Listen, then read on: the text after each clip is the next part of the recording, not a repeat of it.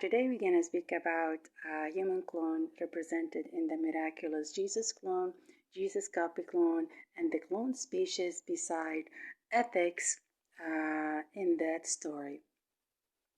To understand miraculous Jesus, you need to understand names or terms that has been mentioned in Jesus Bible in Arabic and their accurate meaning in English. The first term is Ab. Ab means the father of fathers when father does not exist. So for Adam and Jesus, as well as the Iblis that has been created from fire, it means that he is their grandfather when their father doesn't exist, and that represents their very close relationship to God. So Adam and Jesus are not the direct son of God, but rather his creature. That is the first term. The second term is Rab. Rab means the guardian or the controller or the leader. So a father of the house, he is the Rab of the house. For a wife, her husband, he is the Rab of her house. In the work, the director is the Rab of the work, and the country leader is the director or the Rab of that country. The Rab of Rabs. So whole Rabs are controlled by God, and it becomes Rab of Rabs. So for Jesus, he is the Rab of his followers, meaning the guardian or the teacher or the director of the message that he came with to deliver to the other. And Rab of Rabs, so rabbi, that means it can be said by his followers, and it can be said by his direct son. So the copy of Jesus would be asking God by saying rabbi. Rabbi meaning the Rab of my rabbi, my controller, my guardian, my father, etc. So those two terms. There is Ab, not Ab. Ab is father. Ab is the father of fathers. There is Rab, the controller. There is Rab of Rabs, meaning God. And there is son of Ab, so son of father. For Jesus, he is the son of a human being, meaning he is the son of the human species, meaning he is a human. Son of Jesus or son of a human, meaning that the copy of Jesus would be named son of a human because he's created from a human, Jesus. And the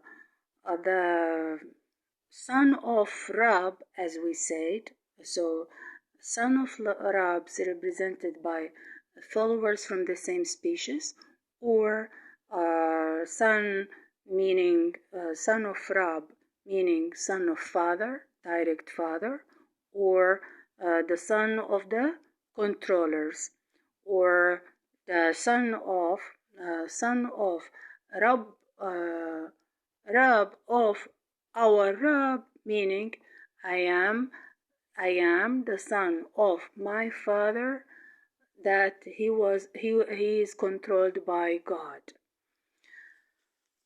So we have finished those terms, and next we have the scale of the loved human beings to God. So the scale goes from the top to the lowest, but those are all loved messengers, and there is believers, there is then the sacrificers with the soul, and then the last, the loyals, good people. So in that rank, Maryam, who is the daughter of messenger, Imran, is believer rather than messenger, and she was selected from all the women on earth to be the best or the favorite woman to God. In a sense, he was giving her the blessing of carrying his messenger, the miraculous Jesus. Maryam herself, those, as I said, the loved one from God, they have superpower uh, through their aura, so they can educate, make people following, and make people believe in God in every aspect of human life in this big universe. So, as we said, Maryam, her superpower represented in the food that comes to her at the prayer place, as well as it's revealing from her aura. Everyone is loved, and they know she's blessed, and so they believe in her. They believe that she is truly pure, and so when she got engaged to Yusuf, she got pregnant by through the Holy Spirit, who blew in her, and that pregnancy, the concept is actually was created from the soil, as Adam was created. So we know that scientifically she is a virgin woman. She became a surrogate mother by conceiving from the concept that came from earth rather than her true son, and that during her engagement, Yusuf, instead of throwing her, he took her as a wife to his city, so people won't judge her the otherwise. He did not touch her during pregnancy, so the fetus won't be affected by the genes of his stepfather, Yusuf. And Jesus, in his creation, was from the clay, as we said. And the Jesus miracle was in his aura DNA mapping ability that comes from the extra energy and support by the Holy Spirit during his creation. The mapping ability of Jesus is miraculous, and it's a superpower, so he can map and sequence anything that comes across him, whether material-wise, spiritual-wise, event-wise, future prediction-wise. So he can map, sequence, and decide. To understand his aura DNA mapping ability, we need to understand first the aura DNA imprint of the human being. So in a simple term, the DNA of the human nucleus are made from the nucleic acid, which in turn they are synthesized from the sugar. Not protein, sugar. It is sugar. They are arranged in a string of pearls in a nucleosome for DNA compaction. Once we are in the best state, that is, we are considered one of the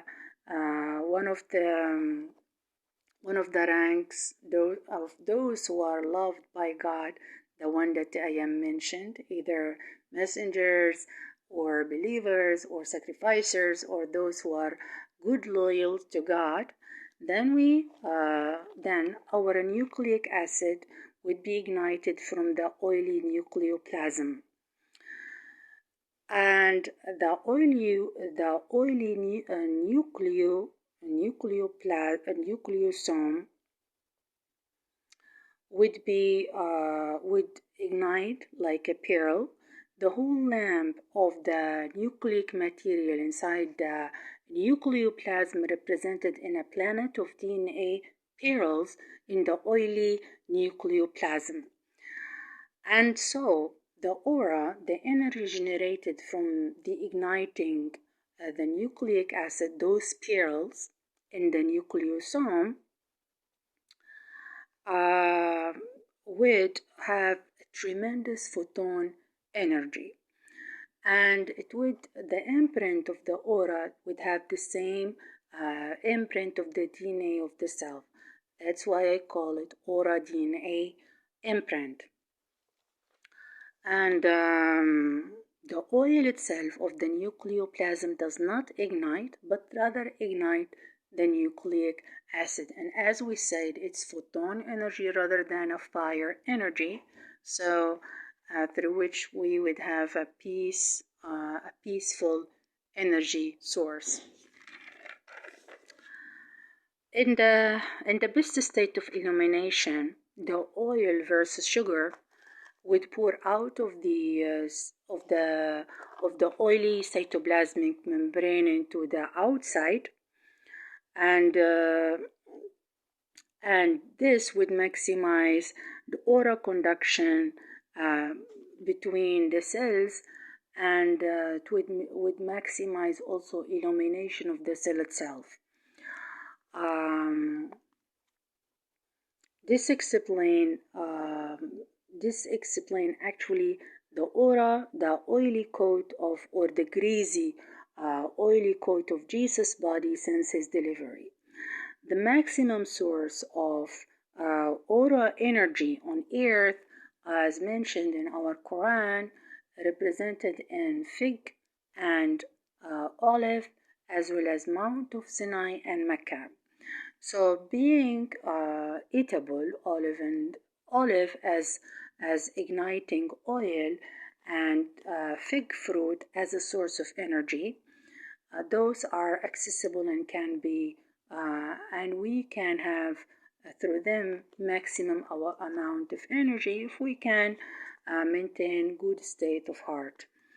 So fig fruit structure is representing a cell through which the nucleus is a planet of sugar pearls, the planet of seeds, sugary seeds, the one we eat. And when ripe, the thin cortex of the fig fruit would ooze sugar outside. We know from the science that it has zero protein. The fruit itself has zero protein, zero fat. It has a composition of minerals that is optimal to our body. It has vitamins and, of course, fruit sugars. For example, we have B6 that break and rebuild protein. We have copper that synthesize connective tissue, stem cells including blood cells, and speedy neurotransmitters, etc. And this, the whole, eating this fruit would be optimizing the work of our brain, heart, liver, our connective tissues and the immune system, as well as our skin and hair health. We know that fig fruits is used in cosmetics, so we would have better luck.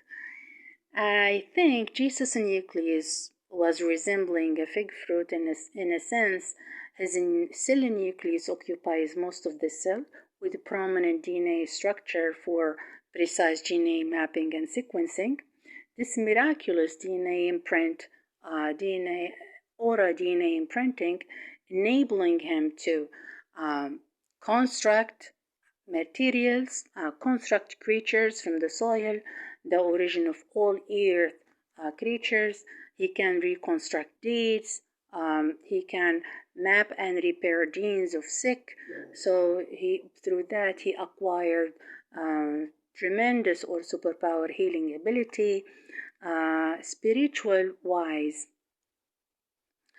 his mapping ability has mapped through God commands, Moses commands, and so he could turn some of the Moses' command from forbidden to permissible. His extra photonic aura was giving him the most soft heart, soft speech, soft deal with humans, and thus superpower, forgiveness, and erasing sin ability. In such a way, his aura will turn aura people from fire-like into peaceful light, and so he can turn their evil nafs or soul into a believer's soul.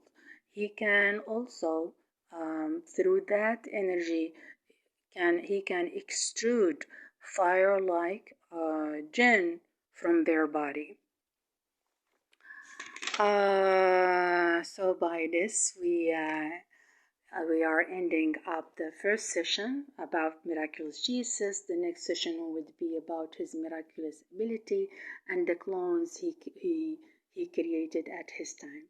Thank you very much, and I hope for you a wonderful day.